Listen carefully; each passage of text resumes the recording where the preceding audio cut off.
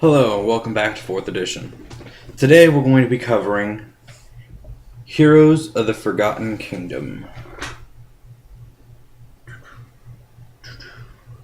Now, this is one of the earlier products released for the Essentials line of Dungeons & Dragons. Now, despite a common belief that Essentials was D&D 4.5, it's not true. The Essentials line and this were a new take on how to do things. It's completely compatible with other 4E versions. And what they did was they wanted to, take your classes and focus them in a lot more. And when they also focused in, they also, took problems out. And one of them was an example from my game that I've been running for 2 years now. One of my characters wanted to play a knight, very similar to the 3.5 version. I want to control the battlefield type. And we found the Essentials, and they had a knight class, and it does wonders for what he wanted to do. And that's what the Essentials line did. It focused you in so that now the knight can actually control the battlefield and protect their allies within one square of them. So that went a long way to help. Now, to get underway in this, another thing that they changed with the Essentials. By the way, this book is very similar. Is it like an Essentials player's handbook? You can use just this, or you can find the rules for using this. And like one of the other older products, because they're completely compatible to a point. Because we'll get into this. We'll start though with the basics. Actually, the book's fairly well laid out. It covers a lot of what was covered in the player's handbook, so there's no point in going into all of that stuff. It's got a lot of the errata that they put out that fixed rules, streamlined them, made them actually usable and proper. I guess you could say alternate classes. I guess I need to go into that too. What Essentials did was they went back to a 2nd edition ideal, where you had the warrior, but then you had ranger, paladin, fighter. What this has done is you have ranger. And it covers, let's say, Ranger is now a heading. Now you have the Player's Handbook Ranger, the original one, with a new name on it. Doesn't have any new effects, it's just a new name. Except sometimes they gave him some cooler abilities, like weapon finesse. But then we have the Scout, which is the 2-weapon fighting specialist, and the hunter, which is the bow fighter. So now you have all of these. Now, with that in mind, now we actually get underway into what's actually in this book. This book covers the druid, the paladin, the ranger, and the warlock. Now, the druids is the sentinel, and the sentinel is they're a pretty cool class. They're defensive based. They're healing type stuff like that. They get animal companions, spirit companions. They get a healing word very similar to the clerics, but I do not believe it is as powerful. And they pretty much stay within the same area that the older druid was in. So they don't change too much. However, what they also done is they've decided that you can either you have your class, but then you also get a specialized paragon path that only this subclass can go into. Now, for example, a knight or a druid could now also go into their specialized paragon path that only they can because of their original class, or they can go into the other ones. For example, the one I know best is the fighter. The knight could either go into I believe it's Knight Commander or something like that for their specialized Knight Paragon path. Or they could pick another fighter Paragon path and go into that one instead if they prefer those abilities. So, and the same thing with the Epic Destinies. And some of these are very, very powerful. Some of these are very specialized. That is the one, I don't want to say downfall, but one issue with some of these Essentials classes is they became very focused, like the Knight and the Slayer, which is the other fighter type. One is so defensive and loses its marking ability in lieu of this massive amount of defensive capabilities, whereas the Slayer loses their marking ability in exchange for just sheer damage output, which is actually really cool.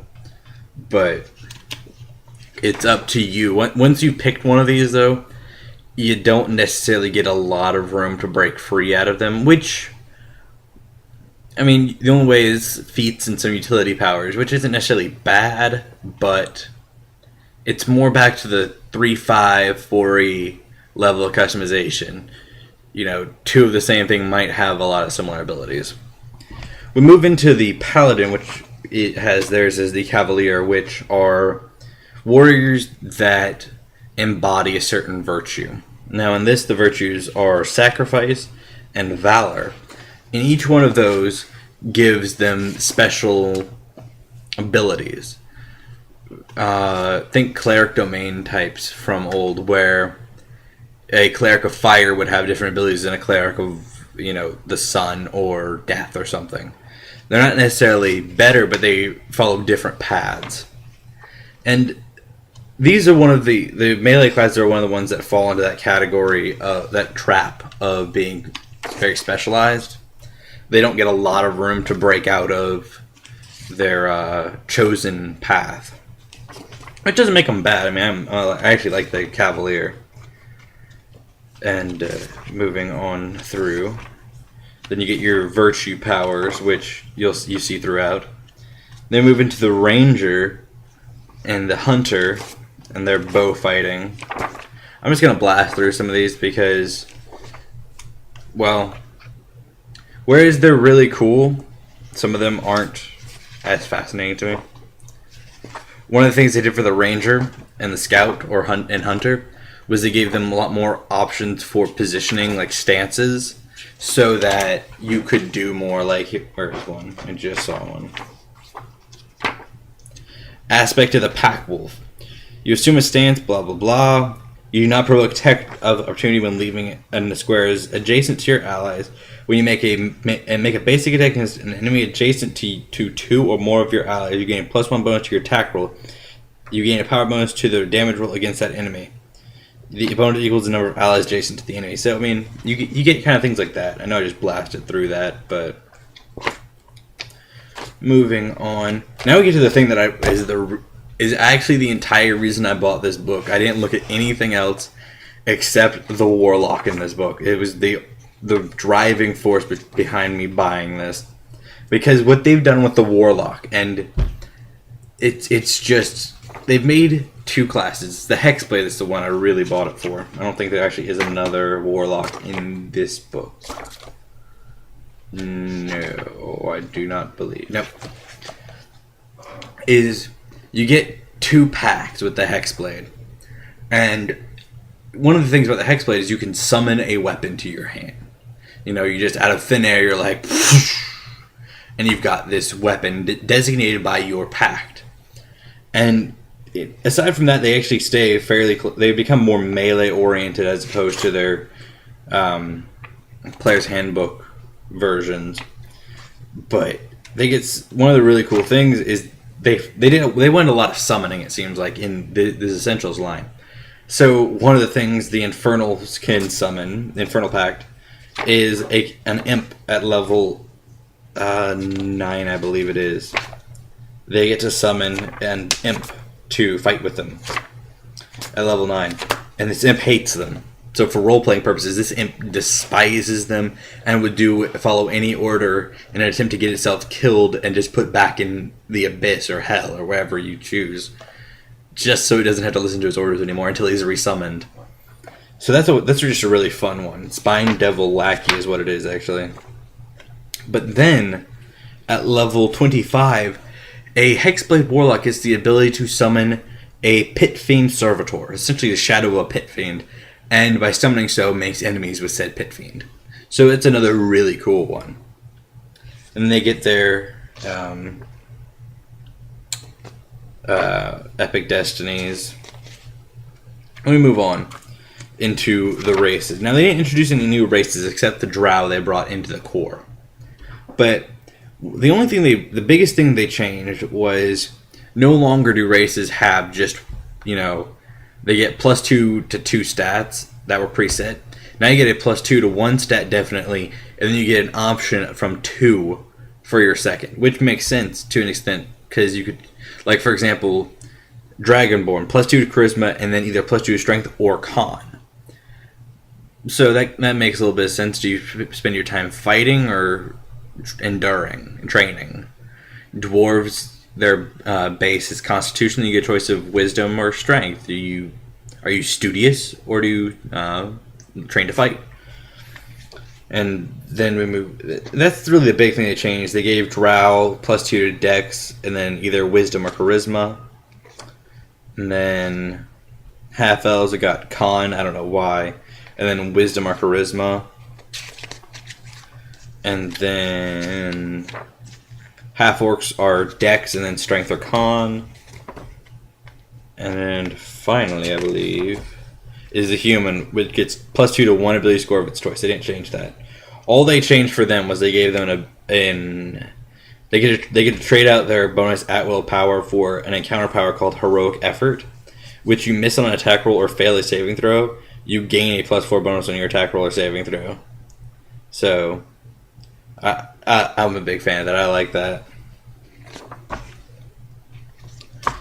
Moving on, though. Oh, and they also the Tiefling in this book, apparently. +2 to Charisma, and then Con or Intelligence. Now, there is a downfall to this book. It is the equipment section was done very scarcely. There's not a ton of stuff, and it's a little bit disappointing.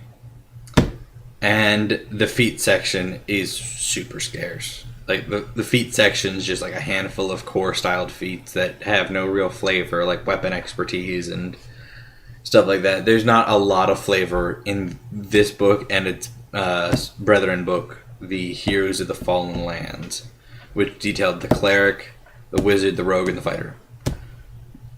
Yeah. The humans in both books, just say for people who are wondering.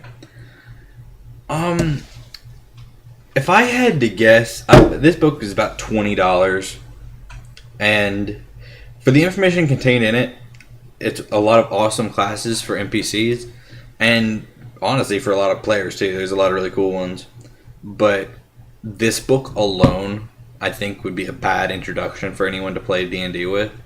I mean, I know that the Essentials line is supposed to, bring in new players, be a starter, but this book alone, with the feats taken out and the powers limited because you're in a more defined set of what you're supposed to be doing, it's a good book if you're using it with everything else, but by itself is not great. Unless, like me, you just really want it for something specific, like the Warlock. I didn't give a shit about anything else. So essentially I spent $20 on the Warlock class, and then I got all this other stuff with it.